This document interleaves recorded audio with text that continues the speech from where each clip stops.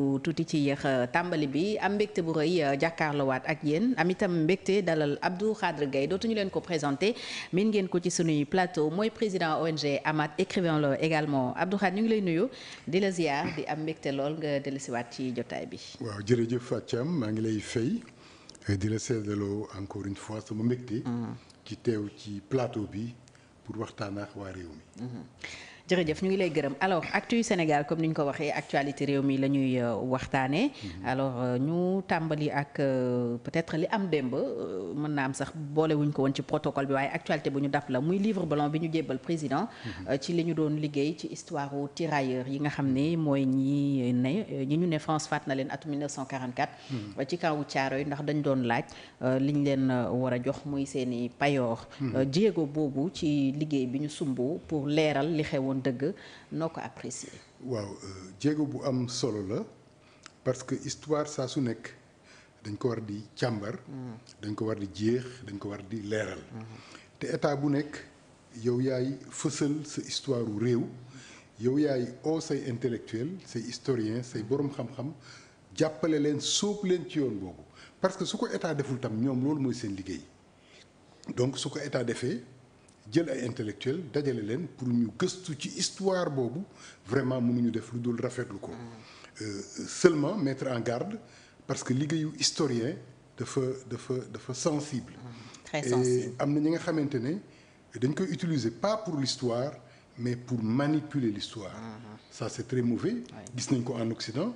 par rapport à la traite négrière ñu ko manipuler ñu déformer l'histoire des tirailleurs ñun aussi suñu sooboo ci loolu. livre bi vraiment na nekk livre bu weex tal. ñu bañ ko parax-paraxee ñu bañ ko yàkkamti ñu bañ a waat itam parce que li nga liggéey tey jukki ko dafa am lu ci baax am ay imperfections. imperfections yooyu ils appartiennent aux générations yi ñëw ñu càmbar ko leeral ko livre blanc boobu itam intellectuels yi nekk ci réew mi te bokkuñu woon ci liggéey bi. dañu am droit critiquer ko. c'est la critique qui fait avancer la réflexion. li bon mooy nga trouver sa dëgg teg ko ne dëgg bi c'est la vérité absolue kenn du ko laal wax nañu lépp gis nañu lépp c'est la fin de l'histoire loolu nañ ko moytu. mais en tout cas je félicite l'État du Sénégal j'encourage le président de la République à continuer sur cette voie liggéeyloo intellectuels yi mobiliser réew mi pour lépp sotti ci wàllu xalaat ak ci yeneen yi. comme le redoutent certains un goût d'inachevé ñu ngi ko ciy ragal effectivement ndax France nee nañu collaboration bi mu ci waroon a apporter. par rapport ak yenn archives yi apporté wu ko comprendre nga attitude de France boobu. waaw en fait c'est normal hein parce que histoire dafa am ay facettes léeg-léeg mu mel ni rek photographe bu jël ay photos. léeg-léeg mu jël la sous le beau jour. mais léeg-léeg mu jël la sous le mauvais angle.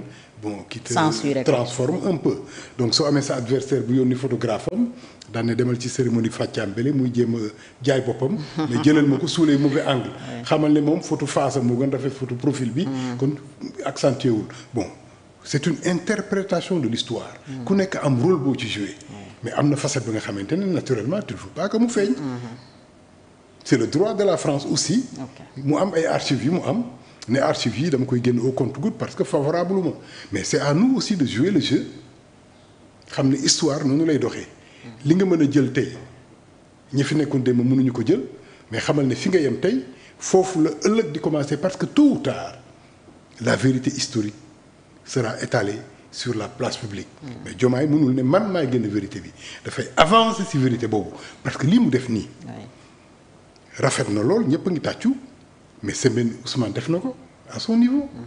à travers avec ses peu de moyens. à travers un film ba nga xamante ne moom moo xeexam am na ñeneen ñu ci bind ay téere am na ay journalistes yi def ay enquêtes am na ñu ci gëstu donc liggéey la ba nga xamante ne ci yoon la ñu ne moom à un certain moment de l'histoire il est entré sur la scène il joue son rôle. et puis keneen ñëw mais la France doo ñëw rek mu jox la lépp. am na ñu naan à quoi bon yow xam naa ne histoire lu la ñor la pour ñenn ñi lan mooy njëriñu liggéey bi ñuy def. non mais attends parce que garab balaa mu fitti jëm asamaan day samp ay reenam ba dëgër. c'était ça le travail de Cheikh Anta Diop. parce que histoire bi dañ ko colorer jël le bon rôle jox ko à un certain peuple yeneen peuple yi ñu dugal leen ci mauvais rôle yi. alors que loolu yëpp c'est une histoire qu'on a racontée ni ñu ko bëggee Cheikh à un certain moment Cheikh Anta ne l'homme noir a perdu sa fierté parce que dañ ko wax ne dans l'histoire joué wu ci benn rôle. bi àddina bi nekk àddina ba léegi amoo dara loo ci def. alors moom il a commencé son enquête pour démontrer qu'il y a eu un moment de l'histoire où le premier rôle était occupé par l'homme noir mu am basculement. ces basculements-là c'est des étapes de l'histoire. indi thèse l'Afrique berceau de l'humanité. mais jamono jooju le peuple lébu bi ñu nekkee au niveau du delta du Nil Cheikh Anta a sorti des hypothèses ñoom ñoo fa jiitu après mu am ay tubaab yu jóge tugal ñëw fekk leen ci delta boobu mais ba tubaab yi ñëwee tubaab yooyu ñëw ay deru rabu àll lañ doon sàngoo réfractaire aux lois xamuñu lan mooy loi xamuñu lan mooy ordre nekk ci xuloo ba tax ñu ñëw ña fa nekkoon tuddee leen xonq bopp les lébu xonq bopp Cheikh Anta Diop démontré na thèse boobu. temps boobu soo duggee Égypte tubaab bi ñoo doon jógee tugal di jouer second rôle yi dans les ménages mais histoire dafa ëlbatiku basculement boobu la Cheikh Anta jotul expliquer. il faut que ñun ñu expliquer ko qu'est-ce qui fait que qui jouait le premier rôle à un certain moment dafay daanu au second plan en philosophie am na ñu ko expliquer la dialectique du roi et de l'esclave de Emmanuel Kant. il dit que l'esclave puisque moom moo topp ci ginnaaw roi bi di ko liggéeyal ce travail là bi muy dem mooy dem ba di ko libérer. et viendra un moment de l'histoire où ses enfants ñooy occuper le premier rôle et les enfants du roi tomberont dans le deuxième rôle. c'est ça la dialectique de l'histoire loolu nag il est bon que suñu kilifa yi taxaw ci am na importance bu rëy parce que daf ñuy delloo suñu fierté moo ñuy permettre ñu siggi xool àddina bi sans complexe moo ñuy permettre ñu mën a liggéey sans complexe moo ñuy permettre demain suñu toogee autour d'une table avec les institutions internationales du ñu sëgg du ñu am complexe et c'est pourquoi Cheikh Anta nous demandait d'acquérir la science pour affronter le monde pour parler au monde suñu toogee FMI du ñu sëgg du ñu soxla ci sax FMI la souveraineté parce que dinañu am souveraineté bi ñu war a am donc vraiment on applaudit mais ñu moytu rek les travers yi ci mën a ànd yi ci mën a ëmb nga xam ne démagogie lay nekk histoire boobu su boobaa dootul am benn njëriñ parce que day nekk histoire bu ñu transformé.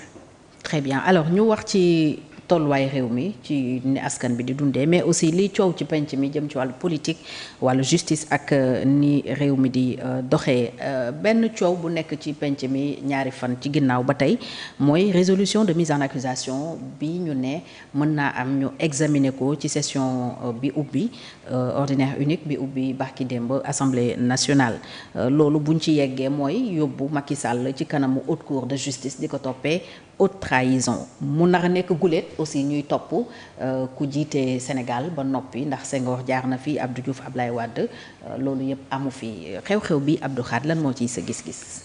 waaw amaguma ci gis-gis bu leer